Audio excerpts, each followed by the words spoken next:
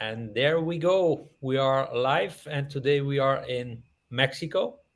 I'm still in India, and today we have Sandy Mora in Mexico. Mexico. So, Sandy, welcome. How Thank you are so you? much, Jim. I'm so happy that finally we Yeah, could do this. yeah. How are you doing? Fine, thank you. Very well. Yeah. What time is it now in Mexico? So right now here is 10 o'clock in the morning. Yeah, 10 o'clock. Here it's 9:30 in the evening. Now, today we have a very interesting, I think, topic. It's about emotionally responsible organizations. So you will tell the audience like what that is all about, and specific like yeah, in a culture of Mexico, is it easy? Is it not easy? So we will go in detail soon. Now you're a consultant, you're a mentor, you're a trainer, you're an author, you're a TEDx speaker. Are there other things that you're doing? And well, right now I'm the executive manager of the Happiness Studies Academy Alumni and Business Club also. So yes, and here, as we say in Mexico, and I also, sell Tupperware and whatever you need, I'll do it. Yeah, yeah. So yeah, maybe where did we start? You also wrote a book. Um, what about that book? Like emotional alchemy was the title of Emotional the book. Alchemy. Yes, the book is called Emotional Alchemy: The Art of Transforming Adversity into Gold of Personal Growth. And it's mainly about resilience. So it's based in positive psychology tools and in my life experience. And I share in a very colloquial and very day to day language and with anecdotes and I try to put a little bit of humor in it, to take it lightly. Um, some tools and some ingredients that I found that are key to be able to grow from adversity. So it's not only resilience coming to your baseline equilibrium, but growing, be having this possibility of have post-traumatic growth or become anti-fragile, as Nassim Taleb says.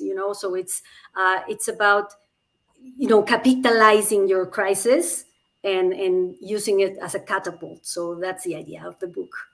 Yeah, yeah, and it starts from is it starting from like a personal story?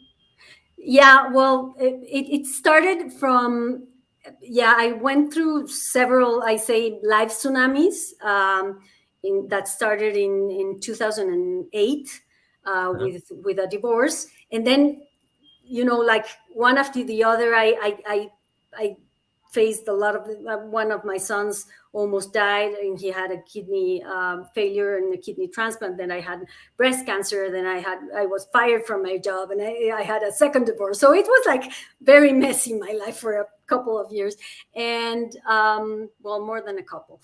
And that all made me, question my whole life.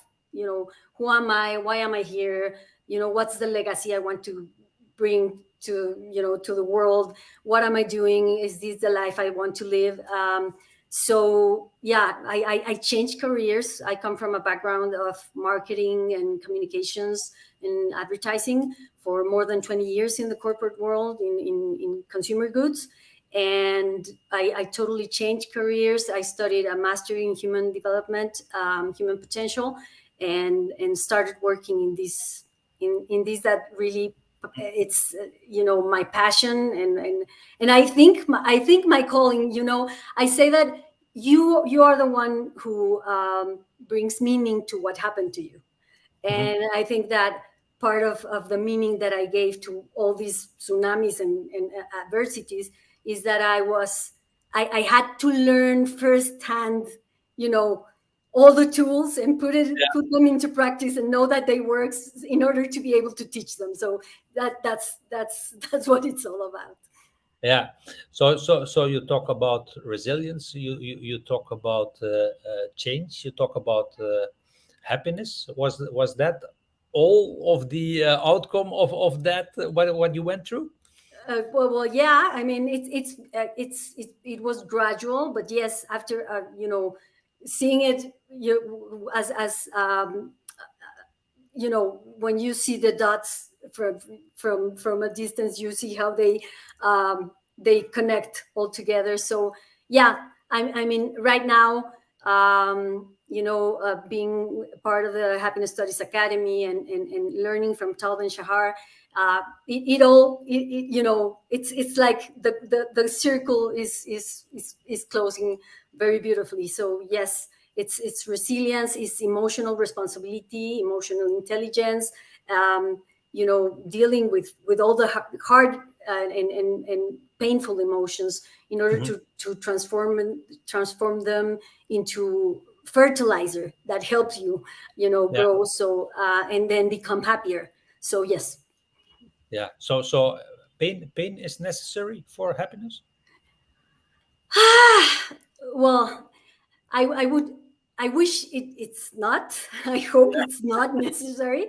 In my case, I think I mean, personally, I think I had to go through all of that because I had a very hard armor around my heart, and I needed very hard punches to it, so it broke. And I allowed myself to feel, because I didn't allow myself to feel for a long time. So Okay. that was my case. I'm pretty sure that not everyone needs to learn through pain, but what I know is that all of us go through painful emotions in our lives. That's inevitable, and we can leverage those painful moments and turn them into gold of personal growth. So you don't have to or need to go through pain in order to be happy or to learn happiness. But whenever you go through a hard moment, which you will, you can leverage that and use it as a catapult, and that will trigger like a quantum leap in your personal growth and in you're conscious about happiness and about life. Yeah, and then you call it alchemy. Why? Because alchemists in the Middle Ages, they were these half scientists, half magicians, Yeah, crazy yeah, people who wanted to turn a very heavy and not valuable metal into gold, and they were looking for the philosopher's stone and for a formula, magical formula, to turn it into gold. But the thing is, they wanted to turn something dense and not so valuable in something very, very valuable. And I think I mean, it also, from the ancient cultures, they've been talking about alchemy, about turning earthly, heavy things into more spiritual things. So it's this ability to turn something that has a dense nature to it in something more sublime, and something that nurtures your spirit. So that's why. yeah. And that experience, that knowledge, you want that now to translate to organizations. Is that right? Yeah, it's part of it. Yes, the book was first, and it was more like part of the personal journey and for personal growth. But from then, what I mean, I was in the corporate world for more than 20 years, Mhm. and what I found is that, well, it's not that I found the black, or the wheel, but organizations for the past century have been very, very they have splitted the heart and the brain apart. So the heart stays out of the work. You come to use your mind, and you come to give results, and you come to poker face, and you don't show your emotions, because that's you know a sign of weakness. And so, and I think that's very toxic. And I think that the pandemic made it very, very clear that everything is interconnected, and that we're whole as persons, and that work is an emotional experience. There's no way around it. I mean, you go to work, and you get excited, you learn, you make friends, you get angry, you get frustrated, you make mistakes, you learn from them, you celebrate your successes. So work is an emotional experience. There, it doesn't matter if you think it shouldn't be. It is. All human experience is emotional. All our decisions are based on emotions. Even if we want to be the most rational person in the room, we behind our rational decisions, there's an emotion moving us behind the scenes. So I think that what happened with the pandemic and that accelerated this is that it made very evident that we were living in a very toxic environment, trying to keep emotions and the heart and that part away from work, and people started waking up and saying, what am I doing? What is this? Why I'm not feeling good? I'm not happy. I'm not fulfilled. I don't have a sense of purpose here. I'm not being treated well. So why am I here? And then came the Great Resignation. So I think that was like the turning point for companies to put attention to emotions, because people are leaving because they are not feeling good in the workplace. So at the first we had the ecological impact that we were having as companies in the environment, and it was very clear that we were having a bad impact, and companies had to do something. So these certifications about being a clean company or whatever came, and then social responsibility came. So you have to make sure that the cities or the towns or the people that where you're based, you're not harming the community.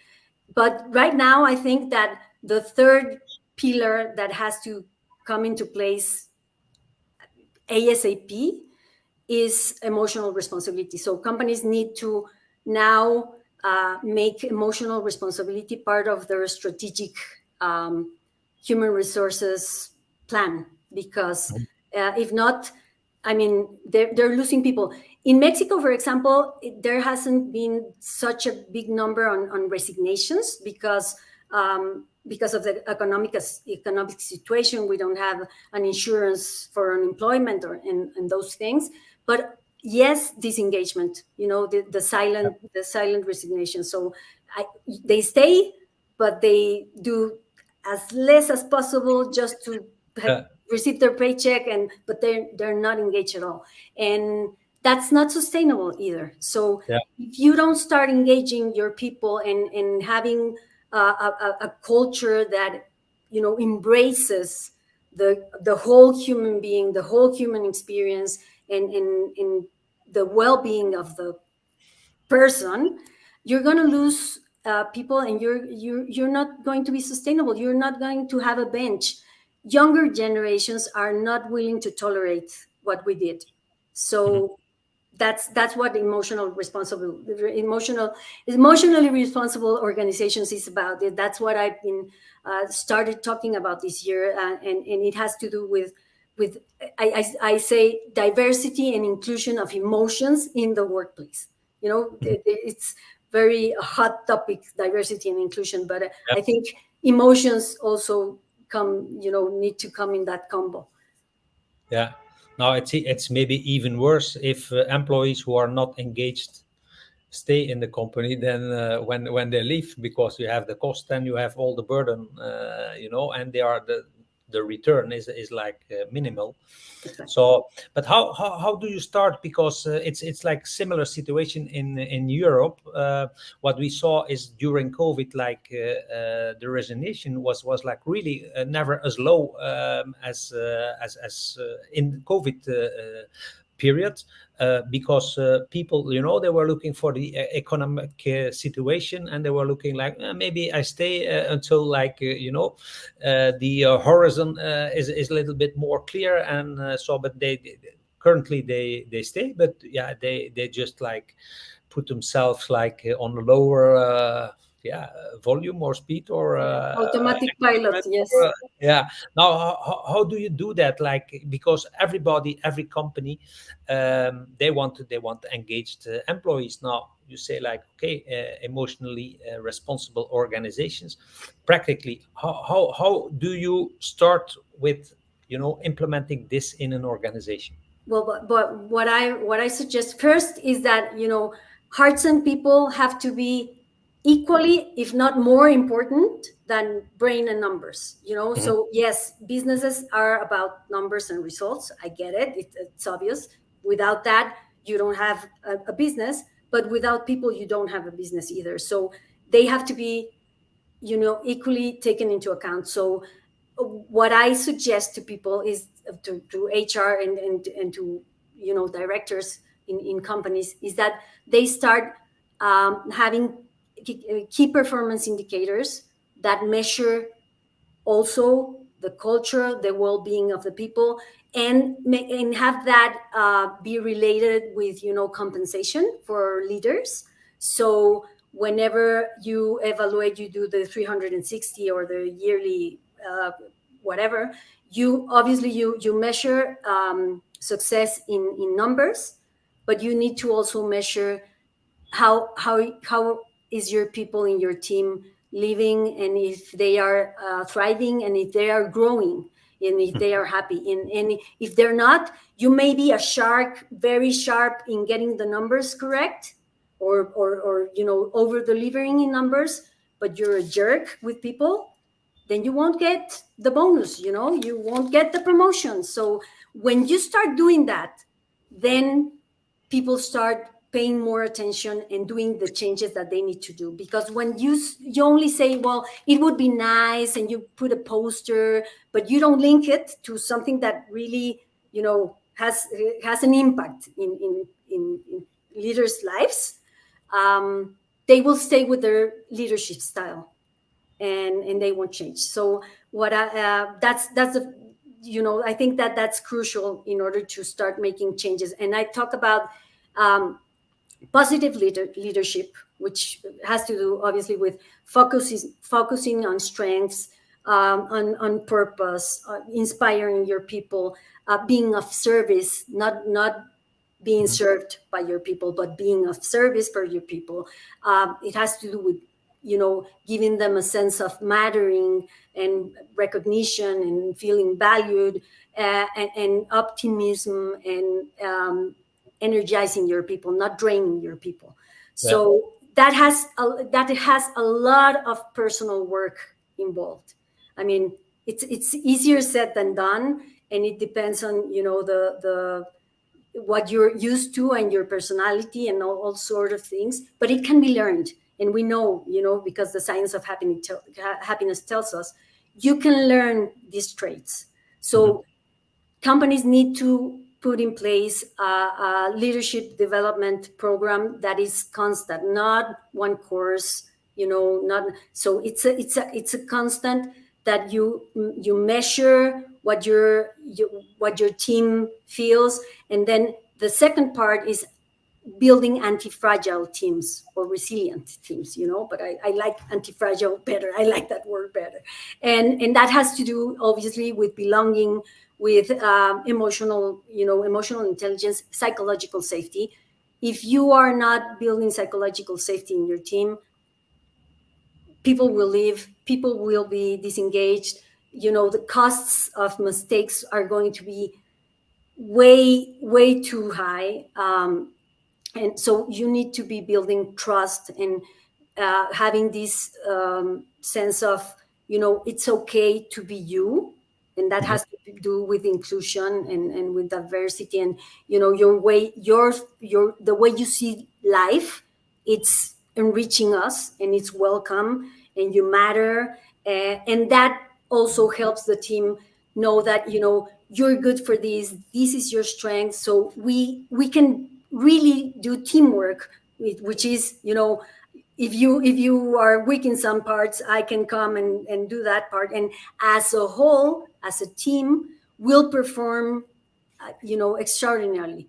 And in focusing in strengths is hard for leaders and for people, because we're very used to focus on areas of opportunity or on weaknesses, so you need to improve your weaknesses, and we put the focus there.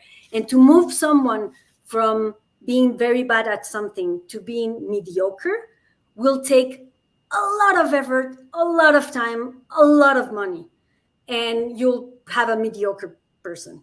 But if you take that person's strengths and you make them shine, and you put them in the right place, and you focus on that, and let them shine on that, you'll go from good to excellent, like this. So it's a change of mindset, because we're very used to focus on what's missing, um, but when leaders can do that, and start moving their pieces with that mindset, it gets results very, very fast.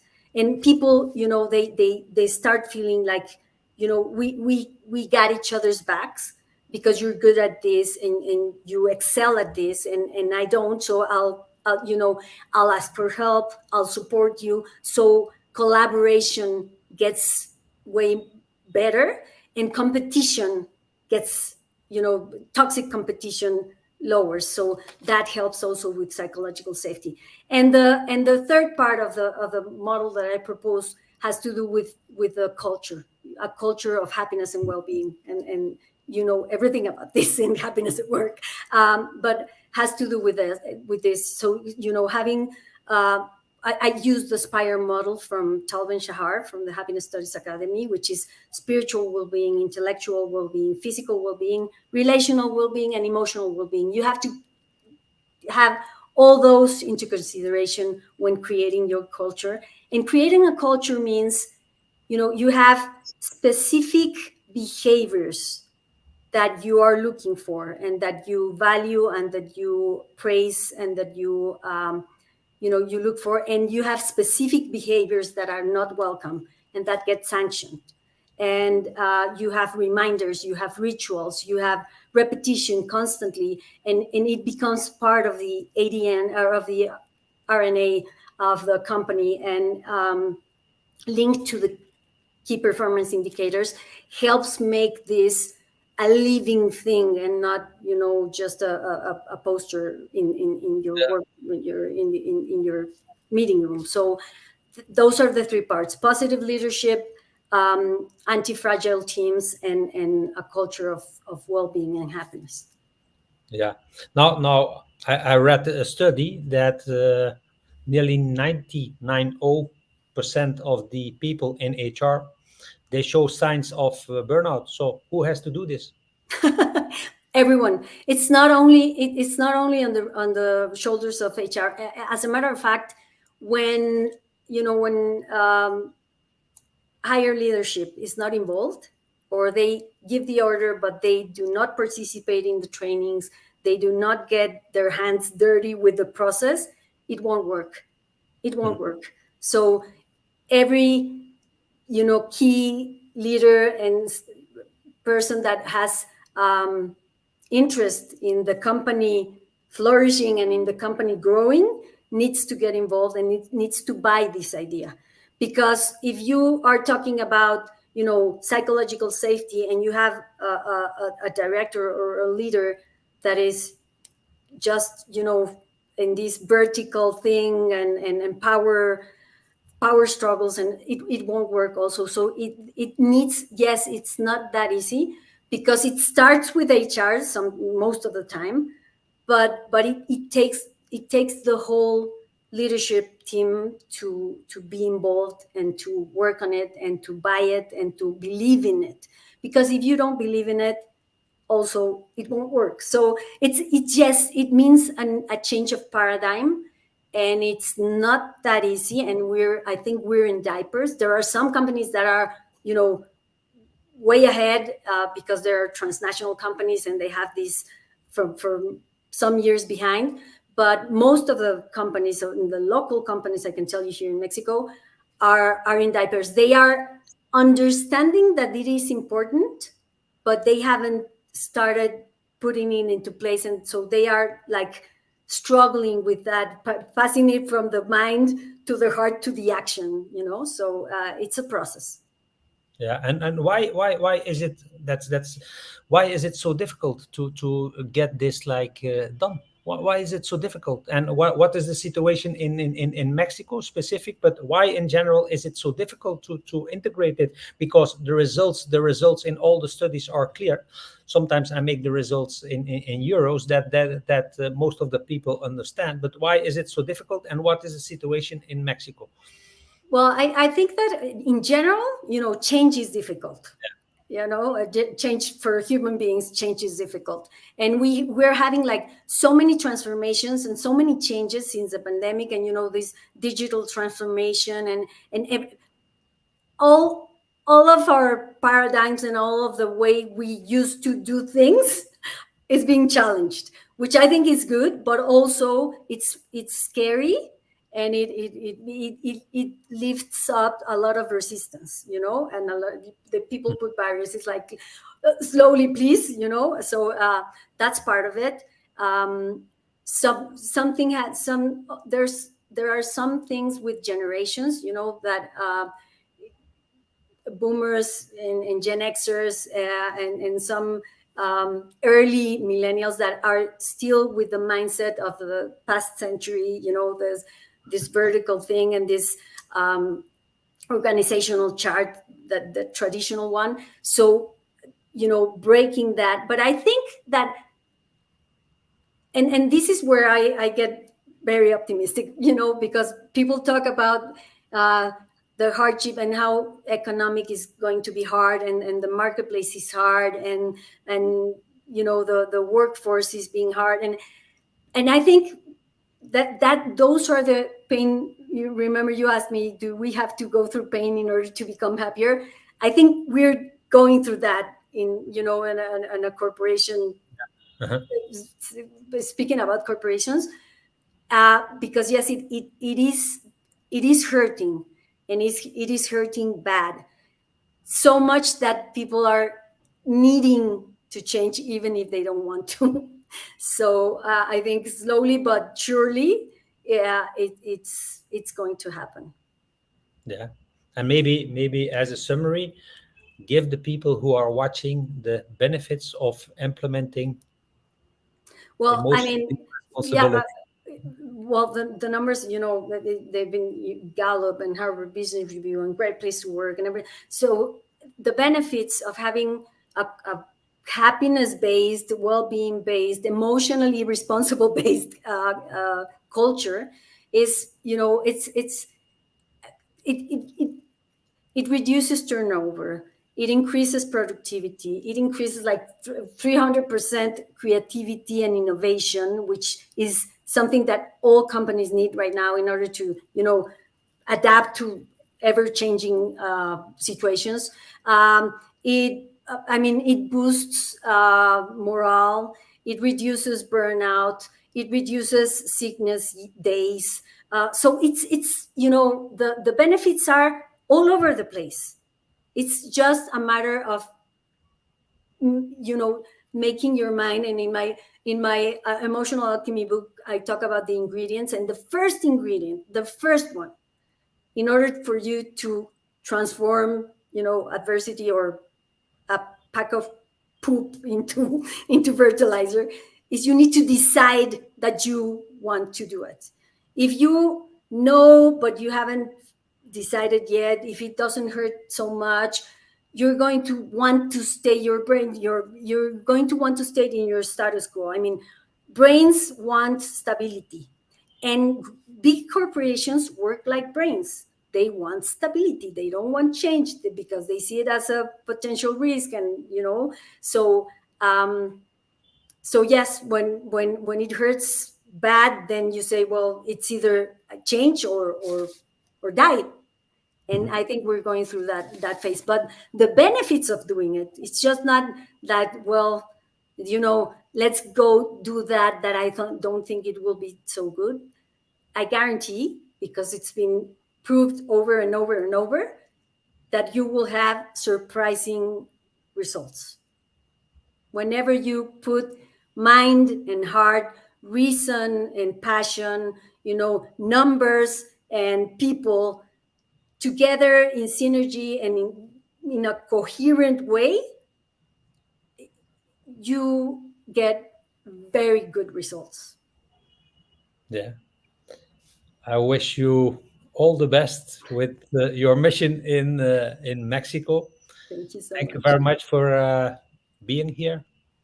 Thank you so much for the invitation, and I'm very, very happy to be here and to talk to you. Very glad. Yeah, I'm very happy that you spread the message of happiness at work in Mexico.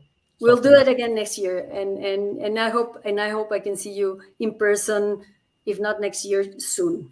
Thank you so much, Jim. Okay, see you. Bye bye. Bye bye. Bye bye.